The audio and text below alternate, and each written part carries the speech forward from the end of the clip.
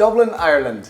Big city, big crowds, and of course, lots of tourists. In our videos, we usually advise you to get off the beaten path. No people.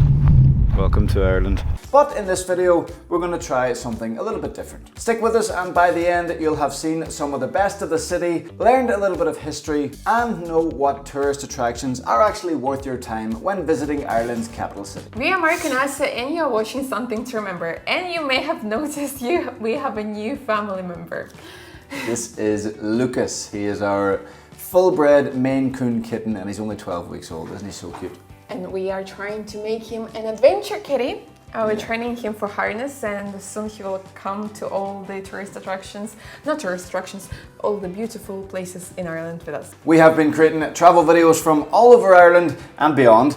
And yes, you may even have seen us recommend skipping Dublin completely on a couple of previous videos. Once you arrive into Dublin Airport, just get as far west as you possibly can. But for this video, we're going to dive into some touristy things that are actually worth it, and everybody likes to do some touristy things when they visit a new country, so these are our recommendations. Now, you can't say that you visited Ireland without visiting the West, but just this once, let's not skip Dublin. So instead of renting a car straight from the airport, we would recommend waiting to rent your car until after you've explored Dublin for a couple of days. The reason for that is that parking is number one, expensive, and number two, it can be quite awkward at times. If you're driving around Dublin city centre trying to get parked, you can expect to pay €4 to €5 per hour, and some of the parking garages can be quite tight and awkward. If you've just picked up a rental car, you don't want to get any scratches on it.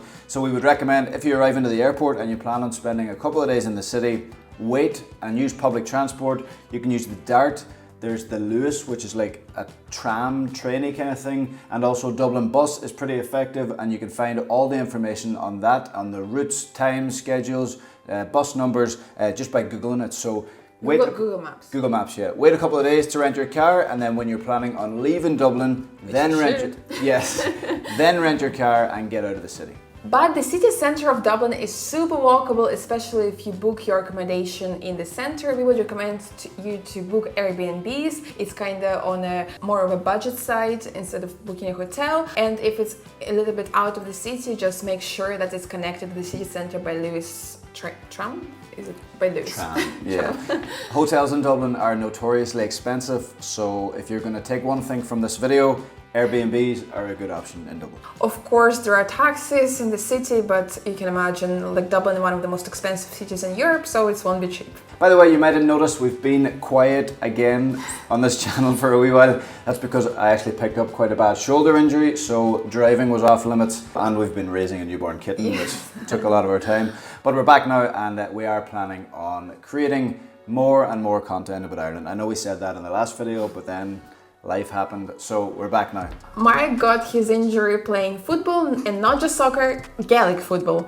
And speaking of that, the first recommendation on our list is Croke Park.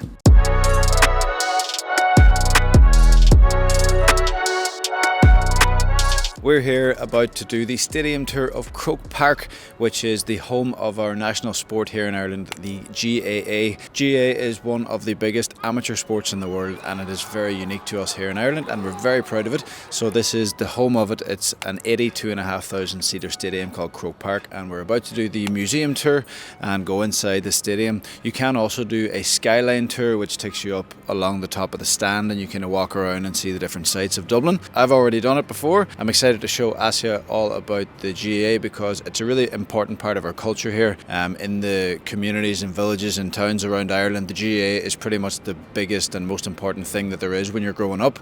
If you're on a GAA team, those people will probably be your friends for the rest of your life. If you're unfamiliar with what the sport looks like, in one of our last videos, one of Asya's tasks was to play a bit of Gaelic football, so if you want to laugh and to see what Gaelic football is, then give that a watch. For me, the wildest part that GAA is an amateur sport. which means that even the top players don't get paid.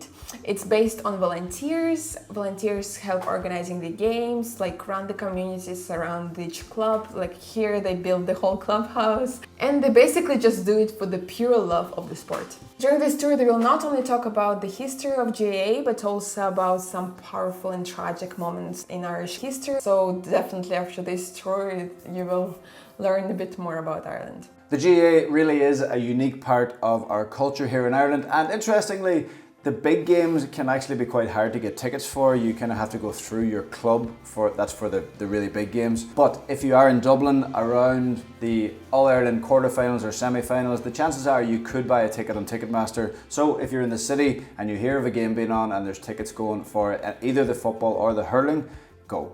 After Croke Park, if you want to learn even more about Irish history, you will love our next place. Right behind me is officially one of the best tourist attractions in the world, and you have to pre-book tickets in advance here. The moment they appear on the website, it's gonna be sold out. But you probably have never heard about this before. This is Kilmainham Gaol, and this is the perfect place to learn about Irish history. Mark and I have been together for almost 5 years, so I learned a lot of Irish history through him. I know a lot of rebel songs, like I've heard them in the Irish pubs, and I feel like a lot of tourists don't see this side of Ireland, and if you really want to learn Irish history, this is the place to go. Our tour guide was unreal, and I cried 3 times. It's very emotional. I think, well, I knew a lot of stuff before coming there, like Grace's story. So overall, this tour is only €8, and it's just so worth it. Definitely do it, but do book it in advance, otherwise you will not get a ticket. A tip before you go and do the tour, as you mentioned, Grace, there's a song called Grace, and it takes you through one of the stories of a couple of prisoners that were in Kilmainham Gaol. So check that out before you go, because they take you through kind of the experience that couple went through. So it's a really interesting part of it.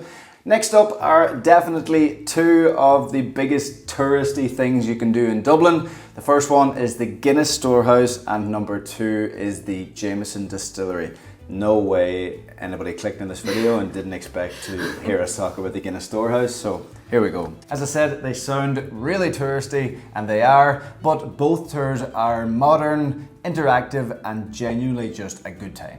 We definitely recommend you doing both. Yeah, do both. Same afternoon, you get a bit tipsy, good crack. At the Guinness Storehouse, you basically will learn how they produce Guinness, but in an interactive way, in a modern kind of museum-y way. Then you will learn about the advertisement, and it's also like a lot of fun. And you'll finish at the Gravity Bar at the top, where you will enjoy your complimentary pint. And at the top, if you don't like Guinness, you can choose to have another drink. So even if you just wanted to go for the experience, at the top, your free drink doesn't have to be Guinness, it can be another type of beer or a soft drink or whatever you want. Cider, yes, because Rockshore is part of Guinness do they do brand. cider? Yes, yes. Oh, okay. Like my favorite drink is Rockshore cider. So at Jameson, the tour is just as engaging, with hands-on whiskey making experiences and fascinating stories about Ireland's rich whiskey making history.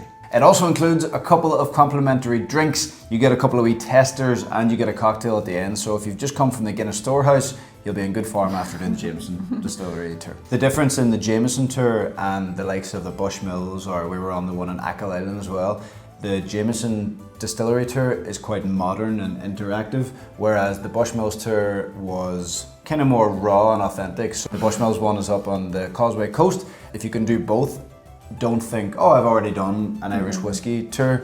They both give you different experiences, so do both if you can, and definitely do the Guinness and Jameson Distillery tours if you're in Dublin. So after having all of those drinks, you're definitely going to be in the perfect mood to do the proper Dublin pub crawl. So here we are at one of Ireland's oldest pubs.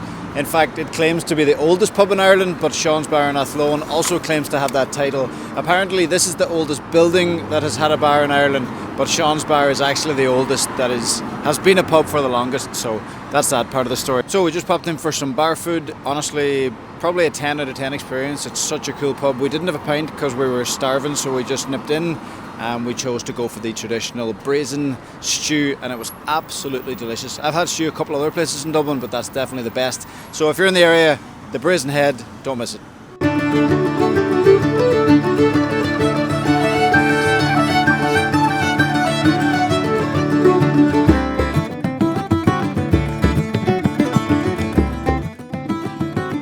my defence, I'm doing this a couple of pints deep, but this is our introduction video. If you've been following our channel for a wee while, you'll know that we like a pub or two and we're not afraid of getting stuck into the local pub scenes. We've been to a few on the west coast. We love Westport, we love Sligo, we love Killarney, Galway obviously. Now it is time to get stuck into Dublin city centre. We're here in the most touristy place in the world, but we're looking forward to a few pints around the Temple Bar area of Dublin. So far, it gets negative press. This place is cool, so we're going to have a few pints and see what kind of night we can have. Now we're getting on to the proper tourist traps, and if there's any Irish people watching this, I can just hear them through the camera going, no, don't tell them to go to Temple Bar, but I'm going to say it. Go to Temple Bar, it's fun, take it with a pinch of salt. There are way more authentic, cool, proper Irish things you can do in Ireland. But if you're in Dublin, go to the Temple Bar area, take it with a pinch of salt. It is touristy, it's a tourist trap, everything's very expensive there, but it doesn't cost you anything to go for a walk around. It's vibrant, it's just it's a fun environment, why not?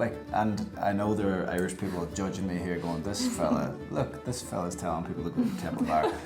I'm not, but why not go for a walk around? So we just finished our Temple Bar experience, and just for you to understand, we spent 15 euro in the pubs before, and here we spent almost 22 euro. So we kind of consider that we spent 7 euro just for the entry to the pub, because to be fair, it's just Wednesday evening and it is a good crack here. Now, we've been to some of the best pubs in the country, and is it worth it? I would say for one pint, yes, definitely do come here, do see for yourself if you like it or not, but getting the second pint, maybe not. Was it my favorite experience in a pub? Definitely not. I did enjoy more Killarney and Galway, but anyway, it was an interesting experience and it was just kind of funny to leave 22 euro for drinks, whereas in other places you spend 15. By the way, if you are in the Temple Bar area, be careful because there are a few pubs that seem to try to make themselves look like the actual Temple Bar, such as this one behind me. There are 2 or 3 of them we've seen. There's only one Temple Bar, so make sure to get the right one if you are doing it. We ended up back at the Brazen Head, and we're not sorry we ended up back here because I actually think this was probably one of our favourite pubs. The pints were lovely, the crack was good, there was a few tourists about, there was a few locals about, and overall it was just a really nice experience and a great way to end the night. Come to the Brazen Head, I don't think you'll be disappointed. Another big touristy thing that people do when they're in Dublin is, of course, to go to Trinity College and see the Book of Kells. We got kind of unlucky the day we went there. It turned out that they'd removed the books from the library, so there wasn't even much point in going in. They must have been doing some sort of cleaning or maintenance on it that day, so we're gonna go next time. Anyway, those are our own personal recommendations for some touristy things to do in Dublin. And if you do manage to spend a few days in Ireland's capital city, we're sure you're gonna have something to remember just like us.